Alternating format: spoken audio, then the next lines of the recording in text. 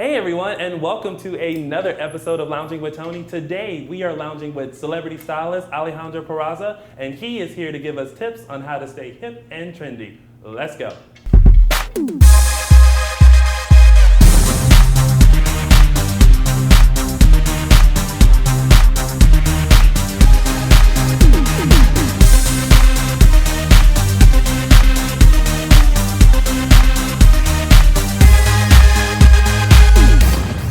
Hey everyone, and welcome to another episode of Lounging with Tony. Today we are lounging with stylist Alejandro Peraza. Thank you so much for lounging with me today. No problem. Thanks for having me. No problem. So, when did your love of fashion start and begin for you? I had a love for fashion from the very beginning. I mean, I was 4 or 5 years old and I used to do sketches for like my favorite pop stars at the time. And I just would draw outfits and say, you know, maybe one day I'm going to dress these people. But Yeah. I didn't know how or, you know, what the details, how it would happen. But I just kind of dreamt it up, and one day I actually got to do it. Awesome. Now, growing up, who were some of the people that you looked at as like fashion icons, like people who were just so fashion forward and so like iconic with the way that they dressed? You know, growing up, for me, it was kind of a combination of the music that was going on at the time and just pretty much where the world was. So it was more about what was going on in my surroundings rather than just like, you know, an outfit. So I liked Janet Jackson a lot, Madonna, Cyndi Lauper, Prince. I was drawn more to the, you know, avant-garde, but yet classic. Like you knew their pieces, you know, Michael Jackson, you knew they were setting a trend, but there was still like a classic element to it. You know, they were doing like something edgy maybe in the fabric, but the fit was really flattering, or they were wearing a shoe that you had never seen before. But it wasn't completely over the top. I mean, you felt like you could be like them. I felt like the iconic things were happening right before my eyes. Yeah. So which decade or period do you feel like was the most fashionable? Like, is there a decade that you particularly like and are drawn to? I would say for me, like the 90s is really special to me because that's when I started styling, and a lot of what was going on in fashion, there wasn't, you know, this like secondary labels. We didn't have H&M, we didn't have any of that, which is now fantastic because now everyone can have the looks. But at the time, it was kind of inaccessible. So you had like, you know, Versace and designers like that, and the pieces were so unique, and they weren't accessible to everyone. So it was more like art. It was like an installation. It was like going to the museum when you saw something great, you know? And now we have online magazines, and I think we're in a better place. We have a lot more going on.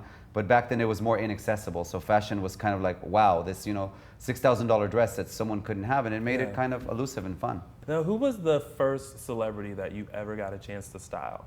The very first celebrity that I got to style was actually the cast of Friends. I had done a couple of publicity shots, for one or two for actors that were more up and coming.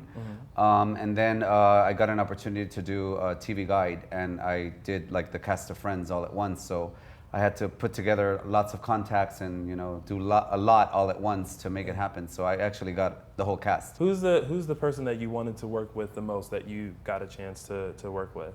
I actually, one of the ones that I worked with is a Mexican pop star. Her name is Paulina Rubio. Yes. I was actually a really big fan of hers, and then you know, the universe aligned it where I got to work with her on some things several years ago, and we've kind of worked together off and on. So that was one that just based on me being like, I guess, a fan as a teenager. And then another one was Talia, which is another Mexican pop singer. Same thing. It was kind of like a dream come true. It's someone that I listened to.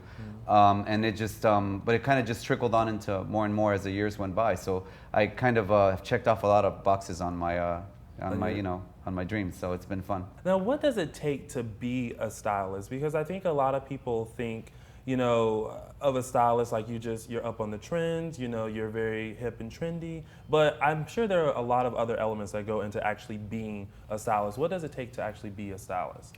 To be a stylist, in my humble opinion, I think that anybody could be a stylist because our everyday existence, the way we live our lives, you set the tone for how you live with what you wear. And so when you go out and shop and you try 10 things on, you're essentially styling yourself. Right. So what are 3 things that you have to have, like fashion-wise? Like you cannot live without these certain items or things? I can't live without sports coats because you can have them in the back of your car and just take them off a hanger and go to dinner. If you're just out and about, and denim and a white V-neck, and shoes. The more shoes you have, the merrier, because you can always take your look wherever you want it to go with a great shoe. So I would say a sports coat, the shoe, and then just great slack, a great slack of some sort, like a skinny fit.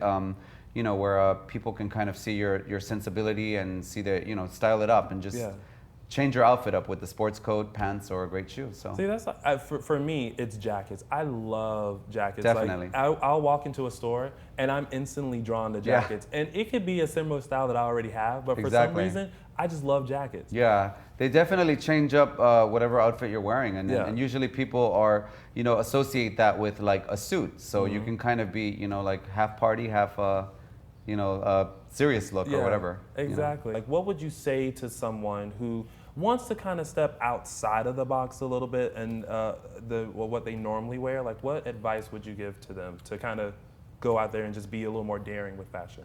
My advice on that, to step a little outside the box, is a little of what I said earlier. It's to try something on that you normally wouldn't try. Yeah. So if you put 10 pieces on the rack rather than 2, and just be prepared that you're out to shop and to try different things that you normally wouldn't. Yeah. So if you're passing through the rack and you normally wouldn't do green, try on a green, because different shades of green might work on you. I tend to like black, so if you just let me go through the stores, everything would be black. Yeah. But then I go through the stores and I say, well, maybe I'll try a pop of red, maybe I'll try green. Yeah. So again, your worst case is to just kiss a bunch of frogs, and then you find a prince within that pile of clothing. So you got to try different things that you normally wouldn't, and that would be you stepping out of the box without anyone telling you it would or wouldn't look good. Yeah. It's not really an assumption, it's just kind of trying it, and then you look in the mirror, and you can also take snapshots of yourself. Yeah. Save them all, go regroup, have a coffee, and then come back and buy the things that work for you. Exactly. So now we're going to go and take a peek into the closet of 2 of our Lounging with Tony viewers and help them stay hip and trendy by using the things in their closet. Stick around, there's more Lounging with Tony to come. On the next Lounging with Tony, things are heating up with Dakota Weiss from Bravo TV's Top Chef Season 9. Find out how she found her passion for cooking and what it's really like to be on Top Chef. Then, we all know I love food, so we head into the kitchen where Dakota helps me make a tasty treat to eat while lounging. It's all on the next Lounging with Tony. Welcome back. We are still here with stylist Alejandro Peraza, and we are now joined by 2 Lounging with Tony viewers. We have Casey and Simone, and we're going to take a quick peek into their closet, and Alejandro is going to help them find a cool casual look for the summer that they can easily transition into the night. All right, so Alejandro, we're here at Casey's closet. What are some of the trends now for men for a summer cool casual look, for something during the day that can transition into night? We're seeing a lot of bright denim, bright t-shirts, lots of V-necks, lots of kind of summery fun looks, and he's got these vintage boots, which gives it a nice flair. Awesome. And then if we wanted to take this look into a night look, you can dress it up by adding a nice vest. Like I was talking to Casey, and he said sometimes he would roll up the denim, so maybe you let the denim down and then put a nice vest on, to take it into the evening just to grab some dinner with friends.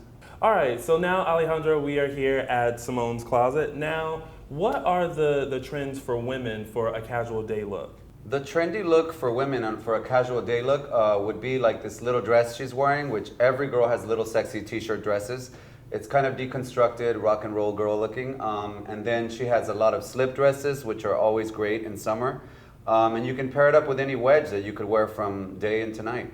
So let's say she now wants to hit the town with her girls and have a girls' night. You can add a nice 80s sports coat, which she has a couple of, to add that kind of 80s Madonna flair, which is also back in style. She can bump this look up by adding some nice jewelry, maybe like copper or turquoise jewelry to add a summery island feel. And again, she can wear the wedge with it and just make it more of an evening look with that.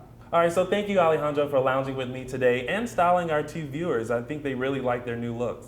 Thank you. Thanks for having me. No problem. And thank you guys for tuning in. And also, if you want to find out more info about Alejandro, visit his website, alejandrostyles.com. And we will see you guys next time on Lounging with Tony.